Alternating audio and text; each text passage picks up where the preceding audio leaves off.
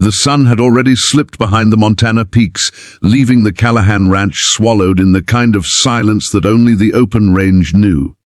Jake Callahan, a man weathered by 50 years of cattle work and solitude, was finishing the last check of his fence line when he noticed the odd shape near his north property line. At first he thought it was nothing more than a deer carcass left by wolves or coyotes.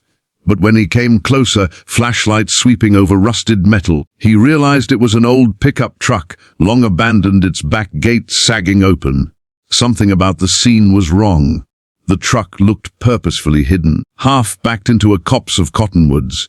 No plates, windows cracked, dirt thick on the windshield. His gut tightened. The kind of instinct that had kept him alive in snowstorms and during more than one confrontation with rustlers.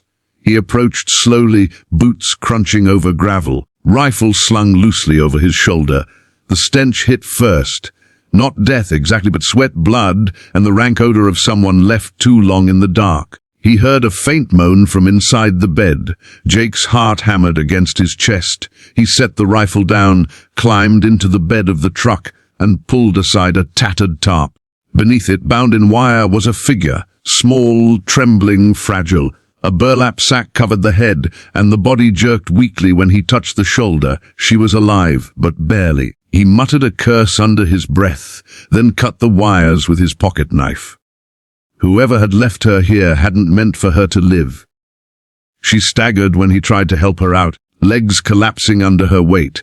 He carried her across the pasture through the still air of twilight until they reached the barn. His dogs barked nervously, circling them but not daring to come closer. The barn smelled of hay and oil, its wooden beams groaning with age. He laid her gently on a pile of blankets near the feed bins. Her chest rose and fell quickly, shallow breaths rasping through her throat. For a moment he considered running to the phone, calling Sheriff Avery, but something inside him told him to wait. She wasn't ready for the law, not yet. Then came the voice, hoarse, cracked, barely more than a whisper. "Please just kill me quick. Don't make it slow." The words froze him in place, cutting deeper than the sharpest blade. "Kill me quick." The plea didn't come from panic, but from someone who had given up. He swallowed hard, staring at the trembling figure, unsure what kind of monster could break a person down to the point of begging for death. He reached out with shaking hands and untied the sack. The lantern on the wall spilled dim light across her face, and Jake stumbled back in horror. The features were battered beyond recognition, swollen and bloodied, but not enough to hide the truth. He knew her. He had seen her face 100 times before, on posters taped to gas station windows, at the post office, even stapled to fence posts by the highway. Emily Carter, the sheriff's daughter, the girl who had disappeared 2 weeks ago, sending the entire county into a frenzy. He fell back against the barn wall, rifle clattering to the ground. Emily blinked through swollen eyelids, her gaze darting wildly before finally landing on him. "No, no, not you too," she whispered, flinching as though expecting another blow. Jake shook his head furiously, hands lifted in surrender. "Emily, it's me, Jake Callahan. I'm not gonna hurt you." He crouched low, trying to keep his voice steady.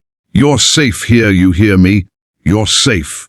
But her eyes filled with tears, disbelief etched into every bruise. She didn't believe in safety anymore, not after what she had been through. Jake wanted to comfort her, but the weight of recognition pressed on his chest. Emily Carter wasn't just any missing girl. She was the daughter of Sheriff Tom Carter, the same man Jake had known for 30 years. He remembered Emily as a bright, laughing child who once rode a pony at the county fair, her father standing proudly beside her. Now she was broken, and Jake had no idea how to fix her. Questions swirled in his head, but he forced them down. First, she needed warmth. He draped another blanket over her trembling body. The barn was quiet, save for her ragged breathing. Outside, the night spread across the prairie, cold and merciless. Jake poured water into a tin cup and held it to her lips. She drank greedily, choking once before coughing the liquid back. Her hands shook violently. "They'll come back," she said suddenly, voice sharp with fear. "They'll come back for me. You don't understand. Nobody's safe." Jake frowned, brow furrowed.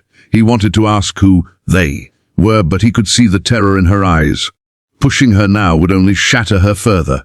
Instead, he listened. That was something ranchers were good at: silence, patience, waiting out storms. He remembered long nights spent watching over sick calves, knowing a single wrong move could mean death. This was no different, except the life before him wasn't an animal, but a young woman whose spirit had been torn to shreds. He sat on a stool a few feet away, keeping his presence steady, not crowding her but not leaving either. He could feel her staring at him, testing whether he was real. Finally, her voice cracked again. "Why didn't you just leave me there?" That's what they wanted. That's what should have happened. Jake clenched his fists, fighting the anger boiling in his gut. "Because I don't leave people to die in the dirt, Emily. Not on my land. Not ever." His tone carried a finality she seemed to recognize. Her shoulders sagged, and for the first time she let out a sob, raw and unguarded. Jake felt the sound cut through the barn, through his chest, and into his bones. He turned his face away, giving her the dignity of crying without witness. Minutes passed like hours. The dogs had gone quiet, settling outside near the barn door. Somewhere far off, a coyote howled, its cry trailing into the night. Jake stared at the lantern flame, thoughts tumbling in chaos. If she was here, abandoned like trash, it meant someone had wanted her gone. Not just kidnapped, not just hidden. Someone had wanted her erased.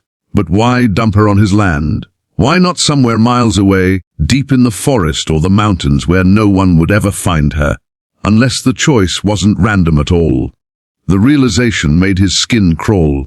He glanced at Emily, whose breathing had finally slowed into a trembling rhythm, exhaustion pulling her closer to unconsciousness. He should call the sheriff, he thought. Tom Carter deserved to know his daughter was alive. But another voice in his mind whispered caution. If Emily was right, if they were still out there, calling the wrong person might sign both their death warrants. He rubbed his jaw, every muscle tight with indecision. He wasn't a lawman, wasn't a hero. He was just a rancher. But now, fate had forced his hand. The barn door creaked against the wind and Jake flinched, instinctively reaching for his rifle. Nothing. Just the prairie wind playing tricks. Still, the sense of being watched gnawed at him. He forced himself to breathe, forced the tension out of his shoulders. He wasn't alone anymore, not tonight. Emily needed him. For now, that was all that mattered. He sat back down, eyes fixed on her bruised face, vowing silently that as long as she was under his roof, no one was going to touch her again, not without going through him first. Jake sat rigid on the wooden stool, listening to the restless night pressing against the barn walls. Emily had drifted into a shallow sleep, her body twitching now and then as though caught in nightmares too vivid to release. He studied her face, battered and swollen, and wondered how much pain one human being could endure before breaking for good. He had seen livestock survive brutal winters, wolves rip calves apart, storms flatten entire barns, but nothing unsettled him like the quiet whimpers escaping from her cracked lips. It wasn't just suffering, it was the echo of unspeakable cruelty. The rancher's instincts told him to prepare. He had lived too long in these hills to dismiss the warnings his gut delivered. Outside, the prairie stretched wide and empty, yet Jake felt the prickle of eyes on him. The land that had always been his sanctuary now felt like a trap. He checked his rifle, running a thumb along the cool steel, and then paced the barn. Shadows from the lantern flickered across the wooden beams, elongating his frame into something ghost-like. Every creak, every snap of distant branches outside sounded louder than it should have. Emily stirred and let out a strangled cry. Jake rushed to her side, crouching low, careful not to startle her. "Easy," he whispered, holding her hand. Her fingers twitched, grasping his like a drowning person clutching driftwood. Her eyes shot open, wild and terrified, then softened when they recognized him. "You don't understand," she rasped. "They don't stop. They don't leave loose ends." Jake wanted answers, but her voice faded into silence again, exhaustion pulling her back under. He brushed damp hair from her forehead, realizing her fever was climbing higher with each passing hour. He stood and debated what to do next. Sheriff Carter was likely still awake, combing through useless leads with federal agents breathing down his neck. But Jake knew too well how information leaked in small towns. If the wrong ears picked up that Emily had been found, they'd never make it through the night. She needed a doctor, maybe even a hospital, but Jake couldn't risk exposure. He had to keep her hidden until he understood what they were up against. He poured more water into the tin cup, though he knew hydration alone wouldn't heal wounds carved by monsters. The barn door rattled in its frame, snapping his head around. Jake reached for the rifle and peered through a narrow crack in the boards. His chest tightened. A pair of headlights appeared on the ridge, glowing like predatory eyes in the distance. Not the steady approach of a neighbor checking on cattle, but slow, deliberate surveying. A black SUV, gliding like a shadow across the dirt road. Jake cursed under his breath. Emily's warnings hadn't been paranoia. Whoever had dumped her here wasn't finished. They were circling back, and if they found her alive, blood would spill before sunrise. He crouched low, scanning the barn for cover. Years of working alone had left him resourceful. Tools hung from pegs, hay bales were stacked high, and the loft above offered a vantage point. But protecting Emily complicated everything.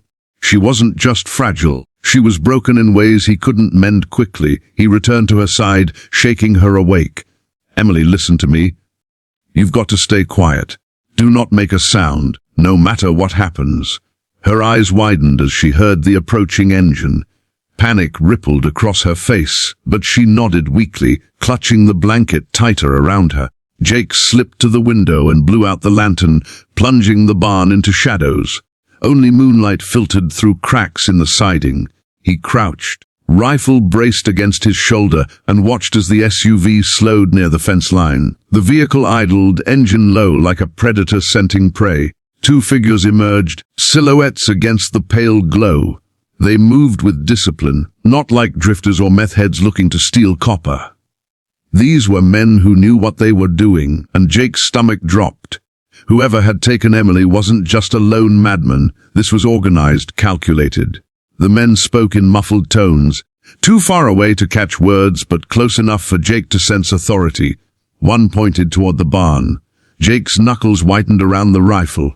He had two options: hold them off and risk drawing more attention, or hide Emily and pray they passed through.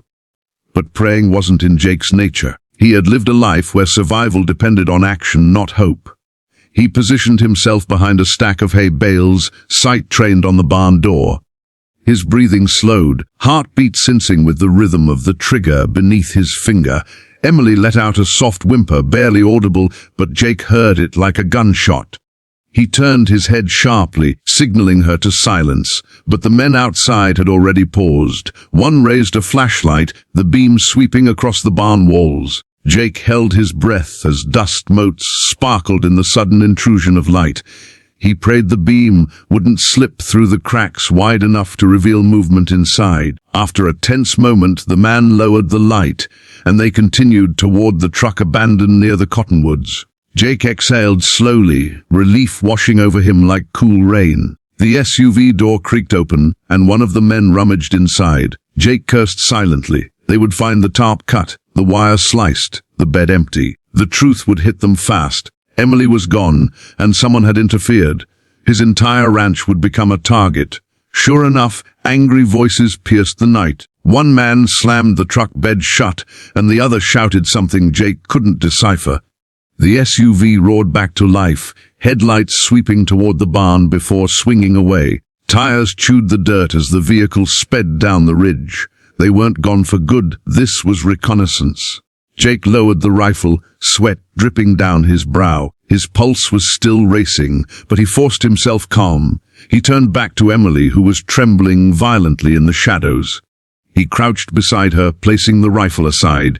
"They know," she whispered. "They'll burn this place to the ground if they have to." Jake squeezed her hand. "Then we make sure it doesn't come to that. You hear me? You're not alone anymore."